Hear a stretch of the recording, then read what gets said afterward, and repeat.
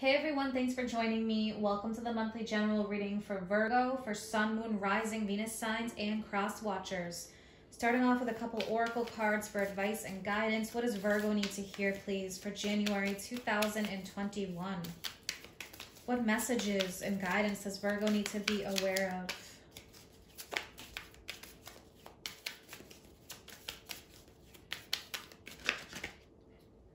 Okay, Virgo, so we have Protection Guardian. And the Protection Guardian is saying to drop your shields. So I see this as like a card of surrender,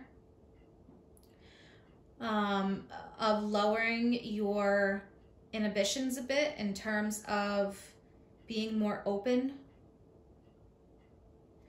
Definitely connecting more with emotions, your inner truth, showing the world who you really are. So with that drop your shield card, I think that really this is asking you to just be vulnerable and put yourself out there. So let's see what other guidance comes up here. I'm going to pull one from the Moonology deck.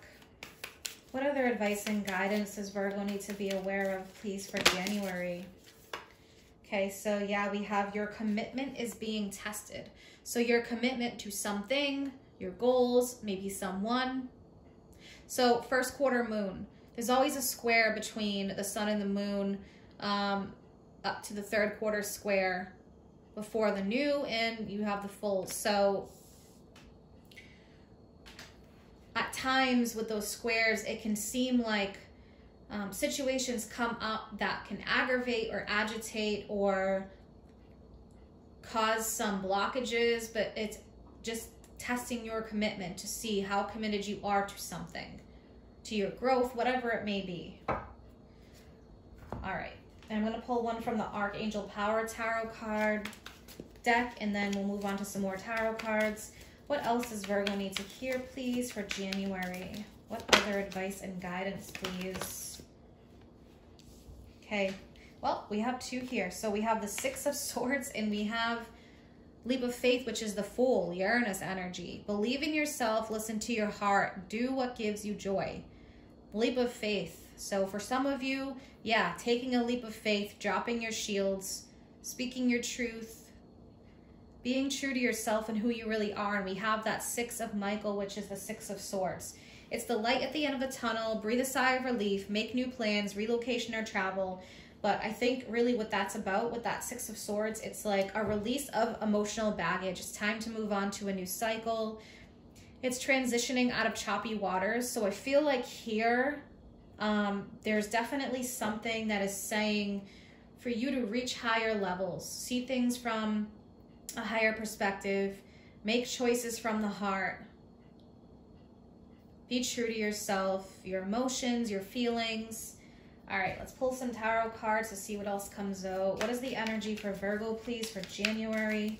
Advice and guidance here. Okay, so yeah, look at this. We have the King of Cups. Scorpio, Cancer, Pisces energy. This is definitely asking you to go deep. Be true to your heart. That's the King of Cups energy. Emotion, spirituality, love, connections. Definite heart energy. So the King of Cups could be someone or you, but what this is saying is be open, be vulnerable, drop your shields, because the King of Cups is someone who possibly, you know, there's a lot of deep emotions, but they don't always wear it on their sleeve. So it is also about emotional balance, getting yourself maybe back into balance in that sense. All right, and 3 cards for the situation surrounding this, please. Okay, yeah, so we have the Ten of Swords and we have the Seven of Wands. So that's showing some kind of this, I would see this as like the shield. It's like someone who feels as though there are some blockages that are happening or some opposition. Ten of Swords, I feel like this is going to be like a big release. Ten of Swords can be a difficult ending, or it's one that you've already gone through. But here, you know, we have the clouds moving away in the distance. We have the light shining again. So it is a major transition. I see this definitely being mentally and emotionally. But someone here could have their guard up with the Seven of Wands. And this is definitely saying drop your shield, drop your guard. All right, and one more, please. Yeah, look at this, the Lovers. Make decisions from the heart. Gemini energy, duality. You have the female yin, the masculine yang. Emotion and logic. And that's what I just mentioned. I see this being mental and yet emotional as well. So this is definitely asking to bring those energies together for balance. There could be a really strong connection here with someone. It is a union of energies, but it is also could be a union with a person. All right, so let's clarify. I want to take a look at that Ten of Swords. I feel like for some of you, this is just going to be like a big emotional release. I just want to point out, mid-January, the planet Uranus goes direct, and that's in your 9th house. It's in Taurus. So it will be a lot of expansion for you in your worlds, spiritual expansion, faith-based beliefs. So seeing things from a different perspective.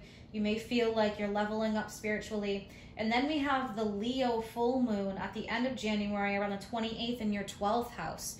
12th house is the house of escape, closure, endings, subconscious matters. So I can see that clearing out for you definitely here. Working on subconscious stuff, fears, anything that maybe you've been trying to escape. Again, this is asking you to show your true self, because the 12th house can represent the mask that is worn. So it is about really going deep there. All right, let's clarify that Ten of Swords.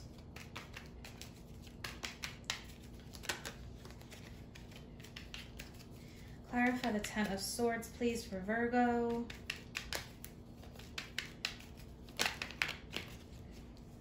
Okay, we have the Queen of Cups, Cancer, Scorpio, Pisces. So again, there's more water energy coming up.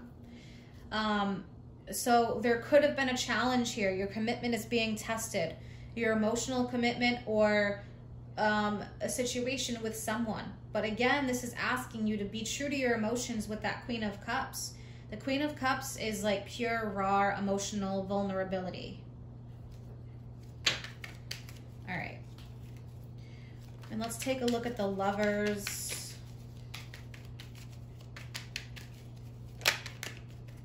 Yeah, look at this. We have the Ten of Cups. So I feel like there's a lot of great potential here for you for pure, true happiness and to reach that Ten of Cups, Virgo. But this is going to be a matter of someone or you dropping the shields, being vulnerable, really tapping into the heart energy. Definitely commitment here with the first quarter moon, commitment being tested. You know, again, I'm seeing that as something that comes up that could cause something to be aggravated or something that would kind of put things out of balance, because it's really asking you to do the work and dig deep here. Some kind of a challenge. But there's a lot of great potential for happiness in unity, in a union or reunion here, but it is a matter of dropping shields and just being true to the heart. All right, so I'm going to pull one from the Whispers of Love for some gentle guidance for January.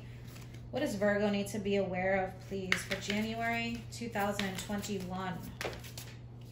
Okay, Virgo, so we have two cards here. Now, this is definitely a raw one. We have, I love you. These are very important words, okay, even if this is about self-love. And then we have choose love. You always have a choice as to what you should do. And again, look at the Lovers. Well, I mentioned making choices from the heart. That's choosing love. So powerful messages here. Definitely I can see, you know, raw vulnerability, dropping shields, trusting, but again, choosing love. If there is a choice with the Lover's energy, because it can represent a choice. I hope that you have an amazing month ahead, Virgo. If you're interested in any of my services or you want to follow me on Facebook or Instagram, all that information is posted in the description box below. Take care.